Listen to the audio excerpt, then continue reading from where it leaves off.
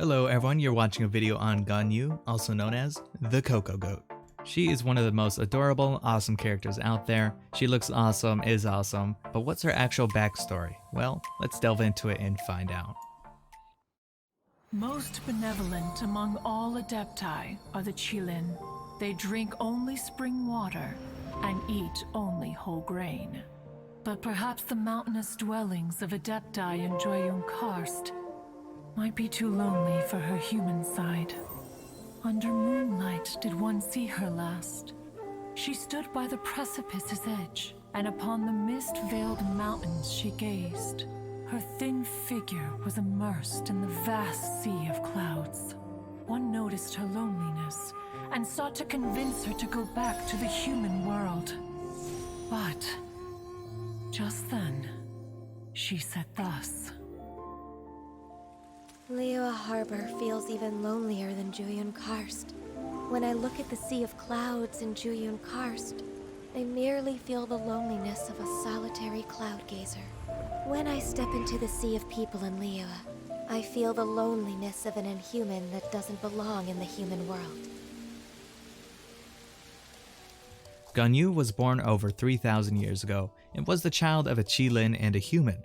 Qilin are known as the most benevolent of the Adepti. However, being that she was a half Adeptist, half human, she was bound to live a different life than others. As a child, Ganyu was solely raised by Adepti with almost no contact with humans.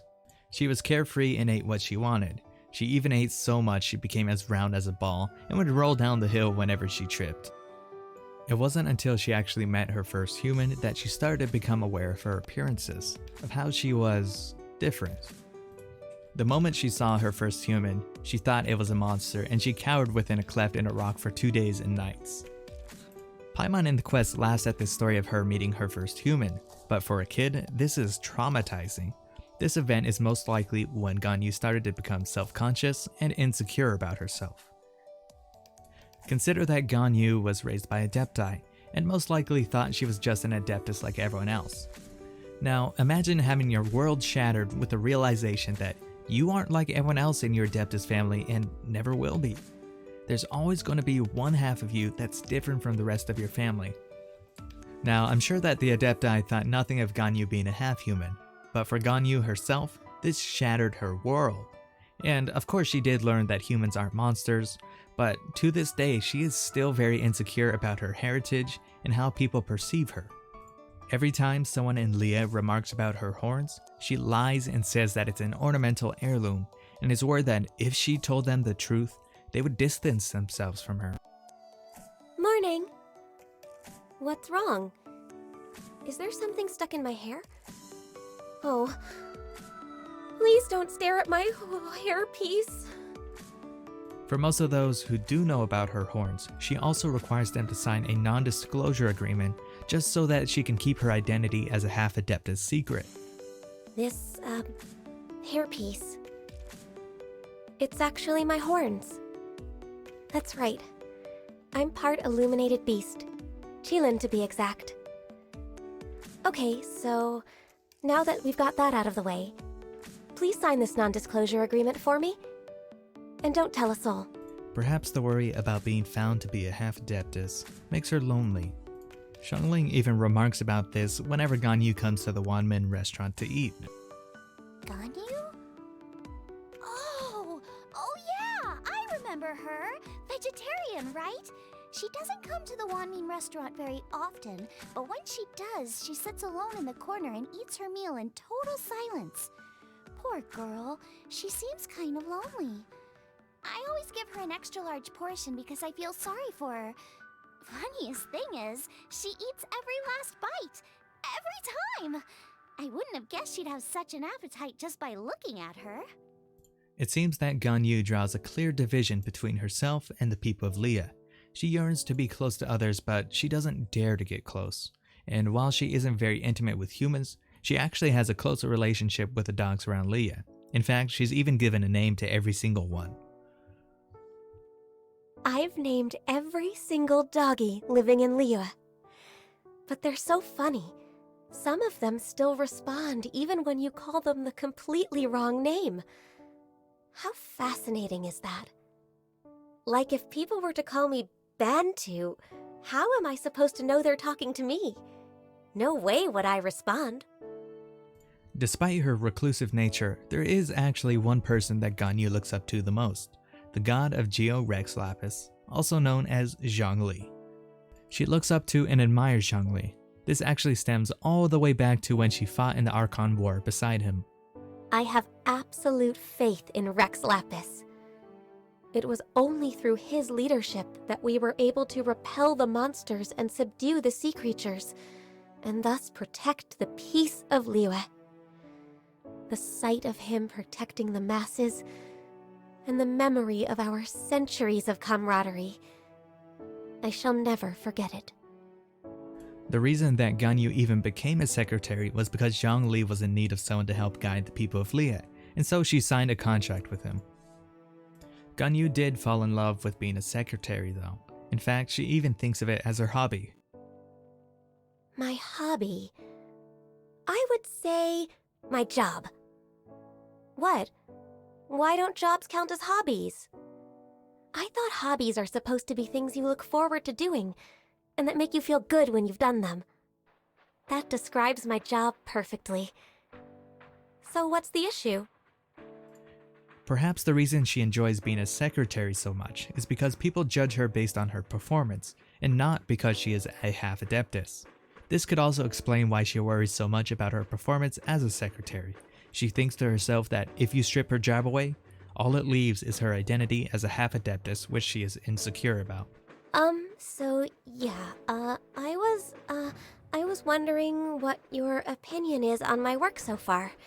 Would you say I'm more of a common chest or more of a luxurious chest? It's fine. I can take it.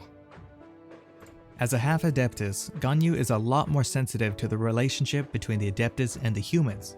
And in the story of Genshin Impact, there is a growing divide between the gods and humans, where humans are starting to become less and less reliant on the gods. This is one of the main driving forces behind the story. In Mondstadt, Barbados doesn't rule over the people, so they are used to relying on themselves and not the gods. In Liyue, Zhongli himself believes that having humans rely on themselves instead of the gods is the best way to move forward. It's why he staged his own death. He wanted Liyue to be led by the Qi Xing instead of the Archons. Ganyu, as a half Adepti, is very sensitive to the growing rift between gods and humans. She doesn't know if when people find out she is a half Adeptus, whether she will still have a home in Liyue. This is also the reason why Ganyu left Liyue in her story quest. She was under the impression that the people no longer wanted to be ruled by the Archons, or anyone associated with them like Ganyu the half Adeptus. When the Adepti entrusted humans with overseeing Liyue, I knew it was only a matter of time until I had to leave. My Adepti blood makes me unwelcome in Liyue Harbor. Thus, she sought out the Adeptus where she hoped she could be accepted. But while the Adepti themselves accepted her, Ganyu herself never fully felt at home. Of course, this did all turn out to be a misunderstanding, but there is absolutely a rising tension between humans and gods, and as a half-human, half-Adeptus, Ganyu is torn right between the two. In the future, she might have to choose which side she is on. Will Ganyu actually have to choose between the two sides? I don't know, but the way that the story is unfolding so far, it is definitely a possibility. Man, I'm sorry guys, if you were expecting a lighthearted story about the Coco Goat, sorry to disappoint. I've talked all about her depressing stories, so let's go ahead and talk about her more cheerful side. You see, if you guys didn't know, Ganyu is an absolute foodie, and as much as she tries to hold it back, she just loves food. One of her favorite things to eat is actually Qingxin flowers. Qingxin flower petals are pretty tasty. Incredibly tasty, actually. The only reason I don't plant any at Yujing Terrace is because they taste so good that I worry I wouldn't be able to control myself. Huh? Bitter? Yes, they are. Isn't that what they're supposed to taste like? Ganyu is constantly struggling with her own insatiable desire for food, as well as her figure. If you guys didn't know, there's actually a story behind why she tries to watch her figure so much. You see, during the time of the Archon War, there was an incident. She once choked a giant monster to death with ease after getting lodged in its throat when it tried to eat her, said monster having fatally underestimated quite how wide her waistline was. For Ganyu, avoiding any similarly embarrassing episodes in the future is an absolute must. It doesn't explicitly say this is why she started watching her figure, but it's definitely a large part of it. There's one other adorable fact about Ganyu, and it's the fact that she loves naps. One of her character stories describes, outside the confines of her work, Ganyu very quickly shows how different she is from most other people. She has a habit of taking afternoon naps and has a shockingly accurate internal clock. When lunch hour arrives, no matter where she is, she will simply curl up into a ball and fall asleep on the spot. Even the raucous dancing of hilly churls will fail to wake her. These habits were at first just a running joke within the Lie Qixing. But once, after accompanying the then Tianshan to lunch outside the city, a well-fed Ganyu simply crawled into the nearest roadside haystack. She ended up being transported all the way to Diwa Marsh, awakening only after bumping her head during the unloading. Unable to find Ganyu anywhere over the subsequent 3 hours, and knowing that she will not depart unannounced, Tianshan almost filed a missing person report. After receiving a stern admonishment to only take afternoon naps when it's safe, Ganyu retorted, well, isn't everywhere in Lie safe? Perhaps, with a mixture of human and illuminated beast blood flowing through her veins, Ganyu's understanding of the world's affairs is a little different to that of most humans. I just love that story, it's too freaking adorable. Ganyu just loves her naps and I totally understand her. Anyways guys, hopefully that story cheered you up. Ganyu is such a precious character that deserves all the love in the world. This is Ganyu's overall story so far. It may not be the happiest, it may not even be the brightest, but it is hers. Anyways guys, thank you so much for watching and I'll see you in the next one.